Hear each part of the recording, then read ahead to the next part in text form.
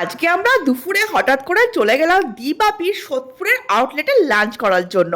আর তারপর ভিতরে গিয়ে দেখলাম বেলুন দিয়ে দারুণ সুন্দর ডেকোরেশন করেছে। আর কিছুক্ষণ পরে আমাদের সামনে চলে আসলো একটা করে রসগোল্লা। আর আমরা অবাক হলাম যে হঠাৎ করে রসগোল্লা কেন খাওয়াচ্ছে।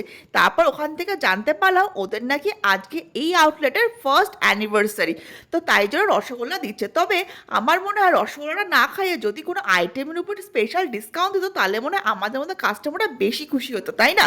তো যাই হোক, দেখতেই পাচ্ছ আমাদের সামনে খাওয়ারও চলে এসেছে। একদম আমরা অর্ডার করেছিলাম মহারাজার থালি। দিবাপি যদিও বিরিয়ানির জন্যই ফেমাস, তবু আমরা বিরিয়ানি তো অনেকবারই ট্রাই করেছিলাম, তাই ভালো এবার ওদের নিউলি লঞ্চ এই বেঙ্গলি থালিটা ট্রাই করি। আর প্রথমে দেখতে পাই শুক্তো দিয়ে মেখে খেয়ে নিলাম, আর শুক্তোটাও করেছিল দারুণ টেস্টি। তারপর নিয়ে নিলাম মুগ ডাল, সবজি দিয়ে মুগ ডাল, তার সাথে ঝুরঝুরে আলু ভাজা। এই কম্বিনেশনটা তো আমার জাস্ট ফাটাফাটি লাগে। এরপর দেখতেই পাচ্ছ চলে আসলো হচ্ছে কাতলা কালিয়া।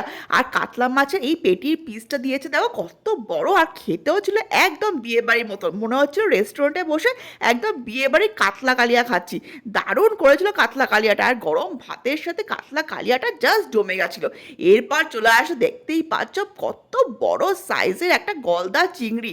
আর এই গলদা চিংড়ি মালাইকারিটাও খেতে করেছিল দারুণ। আর নর্মালি যেরকম আমরা মালাইকারি খেতে একটু মিষ্টি মিষ্টি থাকছে, একদমই সেরকম ছিল না। একদম কাঁচা লঙ্কা বাটা দিয়ে একটা ক্রিমি টেক্সচার ছিল, খেতেও ছিল একদম অন্য স্বাদে। তোমরা যদি একটু অন্য রকমের চিংড়ি মাছের মালাইকারি খেতে চাও অবশ্যই একবার ট্রাই করে দেখতে পারো। এরপর চলে আসা চিকেন কষা। আর চিকেন কষাটাও করেছিল একদম ধাবা স্টাইলে, হালকা একটা স্মোকি ফ্লেভার আসছিল, আর খেতেও ছিল দারুণ। একদম অন্য রকমের চিকেন কষাটা খেলাম, যেরকম আমরা নর্মালি খেয়ে থাকি একদম সেরকম ছিল না। আমার তো দারুণ ভালো লাগছে, সেটাই আমি আমার বরকেও বলছিলাম। এরপর চলে আসলাম মেন আকর্ষণ হচ্ছে মাটন কষা। আর মাটন কষাও দেখতে দুটো রকমের পিস দিয়েছিল, একটা সলিড ছিল আর একটা হাড়ওয়ালা ছিল।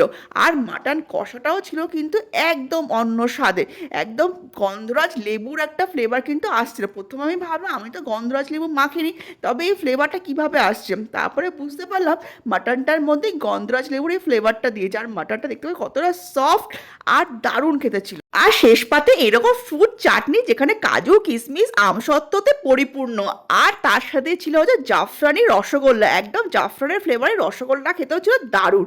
এই মহারাজা থালির প্রত্যেকটা খাবারই ছিল জাস্ট ফাটাফাটি। তো তোমরা অবশ্যই এবার ট্রাই করে দেখতে পারো, আর কমেন্টসে জানিও তোমাদের কেমন লাগলো।